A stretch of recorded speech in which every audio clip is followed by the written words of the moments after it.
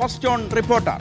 തൃശൂർ അനാശാസ്യ കേന്ദ്രത്തിലെ കൊലപാതക കേസിൽ ഇതാ മുഖ്യപ്രതി നൂർ ആലം പിടിയിലായിട്ടുണ്ട്. അസമിൽ നിന്നാണ് പ്രതി പിടിയിലായത്. ഭൂട്ടാൻ അതിർത്തിയോട് ചേർന്ന പ്രദേശത്ത് ഇയാൾ ഒളിവിൽ കഴിയുകയായിരുന്നു. ഈ പ്രതി കഴിഞ്ഞ മാസം 21-നാണ് അനാശാസ്യ കേന്ദ്രത്തിൽ വെച്ച് യുവാവ് കൊല്ലപ്പെട്ടത്. ഷബാസ് അഹമ്മദ് ഈ വാർത്തയുടെ വിവരങ്ങൾ നൽകും. ഷബാസ്, നമുക്ക് ആ സംഭവം ഇപ്പോഴും ഓർമ്മയുണ്ട്. 4 സ്ത്രീകളും 6 പുരുഷന്മാരും ഉൾപ്പെടെ 6 പേർ എന്ന അറസ്റ്റിലായിരുന്നു. ഇയാൾക്ക് വേണ്ടിയുള്ള അന്വേഷണത്തിലായിരുന്നു. എങ്ങനെയാണ് ഇയാളെ പിടികൂടാൻ പോലീസിന് കഴിഞ്ഞത് ഷബാസ്?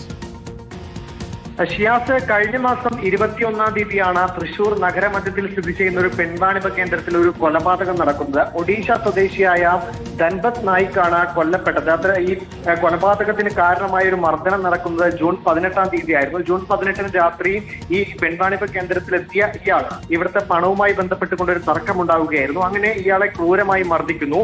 ഈ ഒഡീഷ സ്വദേശിക്ക് തലയ്ക്ക് ഗുരുതരമായി പരിക്കേൽക്കുകയും പിന്നീട് ഇയാളെ മെഡിക്കൽ കോളേജ് ആശുപത്രിയിൽ ചികിത്സയിൽ പ്രവേശിപ്പിക്കുകയും ചെയ്യുന്നു. അങ്ങനെ 21-ാം തീയതിയാണ് ഇയാൾ മരണപ്പെടുന്നത്. പിന്നീട് പോലീസ് ഈ കേന്ദ്രത്തിൽ എത്തിക്കൊണ്ട് റെയ്ഡ് നടത്തുകയും അവിടെ നിന്ന് 4 സ്ത്രീകളും 2 പുരുഷന്മാരും ഉൾപ്പെടെ 6 പേരെ അറസ്റ്റ് ചെയ്യുകയും ചെയ്തിരുന്നു. ഈ കൊലപാതക കേസിലെ മുഖ്യപ്രതിയായ നൂർ ആലം അന്ന് അവിടെ നിന്ന് രക്ഷപ്പെട്ടു പോയിരുന്നു. പിന്നീട് ഇയാൾ അസമിലേക്ക് കടക്കുകയും ഭൂട്ടാൻ അതിർത്തിയോട് ചേർന്നൊരു പ്രദേശത്ത് ഒളിവിൽ കഴിയുകയുമായിരുന്നു. അങ്ങനെയാണ് ഈ തൃശൂർ സിറ്റി പോലീസ് ടീം ഇയാളെ അന്വേഷിച്ചുകൊണ്ട് അസമിലേക്ക് എത്തുന്നത്. പിന്നീട് ഈ ഭൂട്ടാൻ അതിർത്തിയോട് ചേർന്ന പ്രദേശത്ത് വെച്ചുകൊണ്ട് ഇയാളെ സാഹസികമായി കീഴ്പ്പെടുത്തുകയായിരുന്നു. 28 വയസ്സുകാരനാണ് ഈ നൂർ ആലം. കാലങ്ങളായി തൃശ്ശൂരിൽ വന്ന് താമസിക്കുകയായിരുന്നു.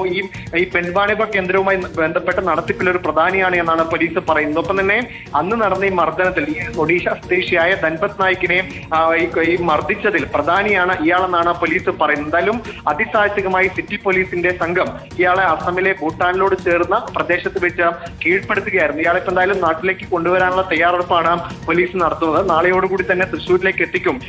ബാക്കി നടപടിക്രമങ്ങൾ പൂർത്തിയാക്കുമെന്നാണ് പോലീസ് അറിയിക്കുന്നത്.